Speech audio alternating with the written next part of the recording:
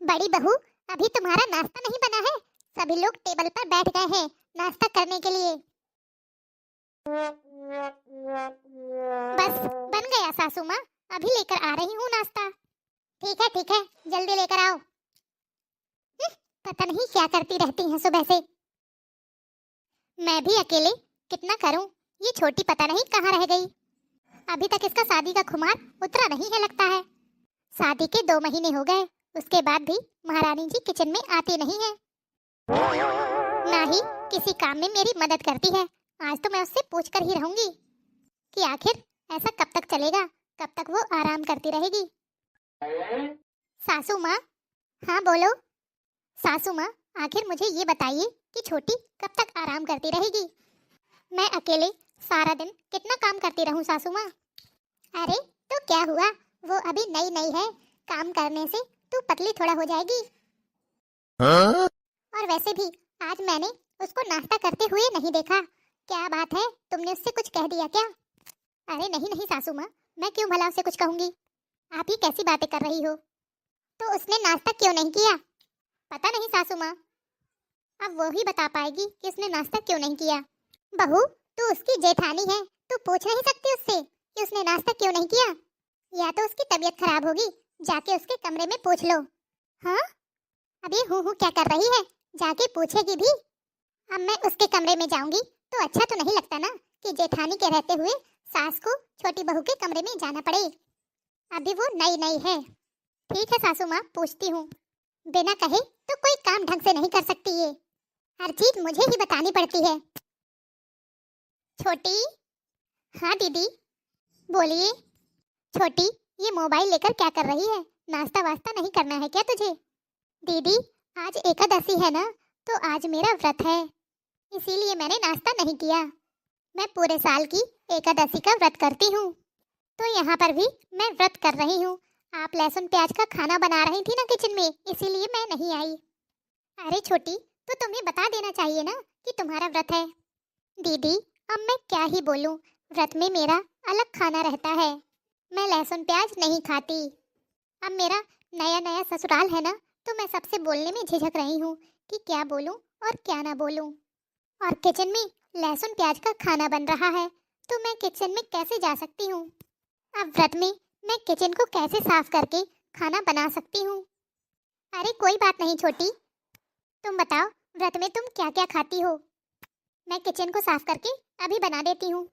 दीदी, अगर आप बनाना ही चाहती हो तो कुट्टू के आटे की पूड़ी बना दीजिएगा और साबूदाना की खीर बना दीजिएगा।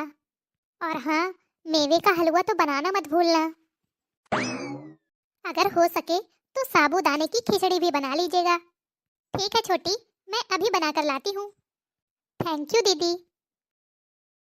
चलो अब जल्दी से छोटी के लिए व्रत में कुछ बना देती हूँ। बहू, अरे ओ बहू, अरे बहू कहाँ चली गई? ये देखो, ये महारानी यहाँ पर है और मैं इतनी जोर जोर से आवाज दे रही हूँ। क्या हुआ सासू माँ? बड़ी बहू, तुम्हारा ध्यान कहाँ रहता है? मैं इतनी जोर जोर से आवाज दे रही हूँ और तुम्हें सुनाई ही नहीं दे रहा।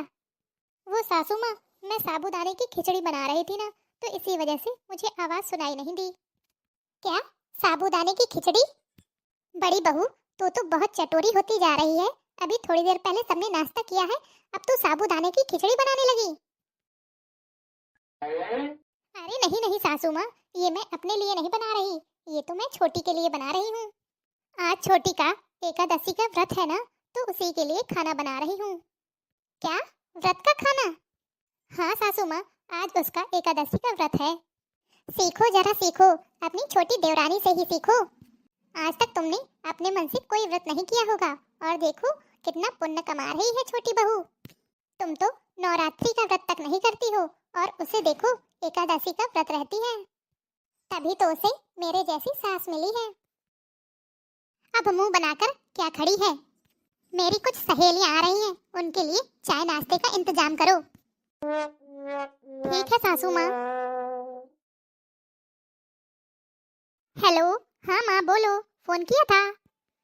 हाँ बेटा, मैं कब से फोन लगा रही हूँ तुम्हारे पास, हमेशा नॉट रीचेबल बताता रहता है। क्या हुआ माँ, कोई जरूरी काम था? अरे नहीं माँ, मैं तो मोबाइल में गेम खेल रही थी। तभी आपका फोन आया तो मैंने सोचा कि बात कर लूं। और बता बेटा, घर में सब कैसे हैं? सब ठीक है माँ, आप बताइए वहाँ सब कैसे हैं? यहाँ भी सब बढ़िया है। और तुम बताओ, तुम्हारी जेठानी और सास, उन लोगों के क्या हालचाल हैं? क्या सास और जेठानी, उनके बारे में आप पूछ रही हो? हाँ बेटा, क्या हुआ, कोई बात हुई है क्या?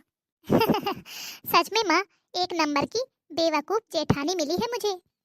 जानती है माँ, आज मेरा मन था व्रत का खाना खाने का। जरा सा मैंने जेठानी से झूठ क्या बोल दिया कि आज मेरा एकादशी का व्रत है। वो तुरंत व्रत की थाली बनाने में जुट गई।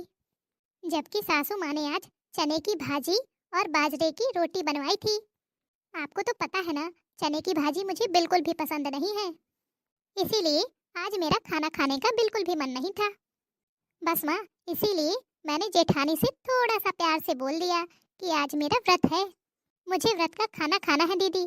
तो वो तुरंत किचन में चली गई मेरे लिए व्रत के लिए खाना बनाने। इतना सारा खाना बनाने के लिए सच में माँ, ससुराल में ऐसी बेवकूफ जेठानी होनी ही चाहिए, तभी तो खाने में मजा आएगा। बैठे बैठे सब कुछ मिले तो बात ही अलग है। मेरी जेठानी तो बड़े हो या छोटे, सबसे उनके मन पसंद का पूछ पूछ के खाना बनाती है, किसको क्या खाना है। फिर चाहे रसोई में खड़े खड़े उसकी टांगे ही क्यों न टूट जाए। बीमार हो जाती है माँ, फिर भी दवा खा खा कर काम करती है। उससे तो चाहे जितना काम करवा लो। और पता है माँ, सासू माँ तो जेठानी को अपने पैरों की जूती समझती है, उन्हें दबा कर रखती है, ढंग से बात भी नहीं करती है। और मुझे मुझे तो सिर का ताज बना कर रखती है। वजह जानती हो माँ, तुम्हारे दिए हुए तोहफे, महंगी महंगी साड़ियाँ, और पिछली बार पदफेरे पर जो तुमने सोने का सिक्का दिया था ना, उसका गुणगान तो पूरे रिश्तेदारों में और मोहल्ले में करती घूमती है। अरे वाह बेटा, तब तो ऐसी जेठानी से प्यार बना कर रखना, जो कुछ भी कहने पर झट से काम कर देती है। एक काम करना, अपनी पहनी हुई साड़ियों को उसे गिफ्ट कर दिया करना, तो पाकर खुश हो जाएगी। वैसे भी वो तो गरीब घर से है ना, उसी में खुश हो जाएगी। वो तो तेरी उतरन से ही खुश हो जाएगी। तेरे सारे काम वो बिना बोले ही कर दिया करेगी। बेटा, जैसा तू बता रही है ना कि इतनी बेवकूफ़ है तेरी जेठानी, तब तो तेरे लिए बहुत ही अच्छा है। कल को जब तेरे बच्चे होंगे तो तुझे टेंशन लेने की ज़रूरत ही नहीं होगी, वही उनको पाल पोस कर बड़ा कर देगी।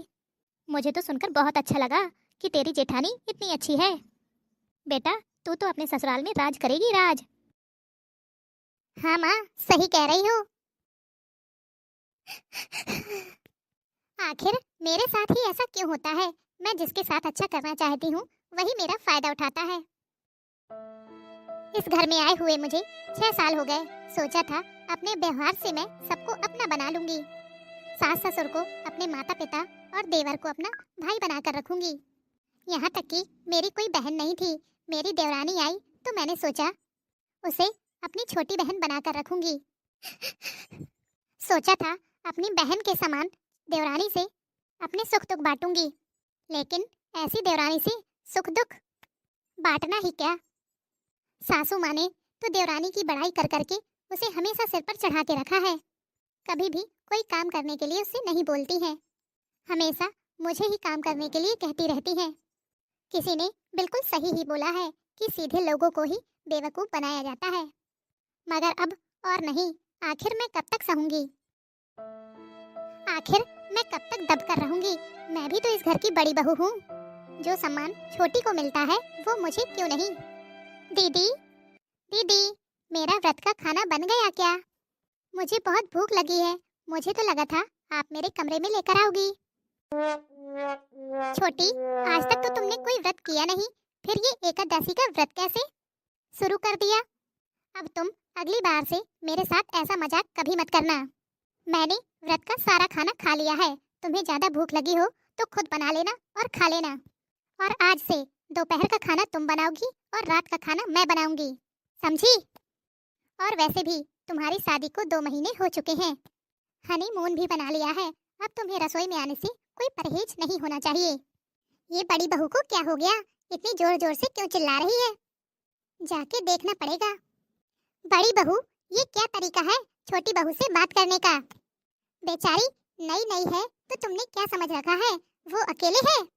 मैं उसके साथ खड़ी हूँ, तुम्हें ज्यादा हुक्म चलाने की जरूरत नहीं है। अभी उसकी सास जिंदा है। जैसा होता चला आया है ना, वैसा ही होगा, ये याद रखना हमेशा तुम। ये घर मेरा है और यहाँ सिर्फ मेरी ही चलेगी। सासू माँ, माना कि ये घर मेरा नहीं है, लेकिन ये घर कायदे से आपका भी नहीं है। जैसे मैं इस घर की बहू हूँ ना, ऐसे आप भी इस घर की बहू हैं।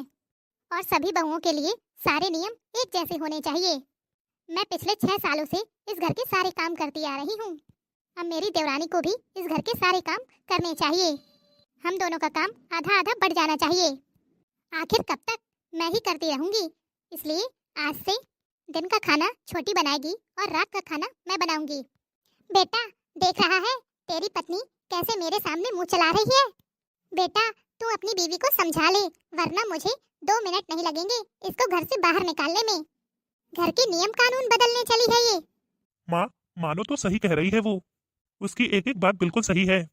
जब काजल और नीलू दोनों इस घर की बहुएं हैं, तो उन दोनों का फर्ज है दोनों को मिलकर काम करना चाहिए। मेरे तो ये समझ में नहीं आ रहा है कि लड़ाई किस बात की है। माँ, इतने सालों से आपकी बड़ी बहू ही आपकी सेवा करती आ रही है। आपकी सेवा में उसने कभी कोई कमी नहीं रखी।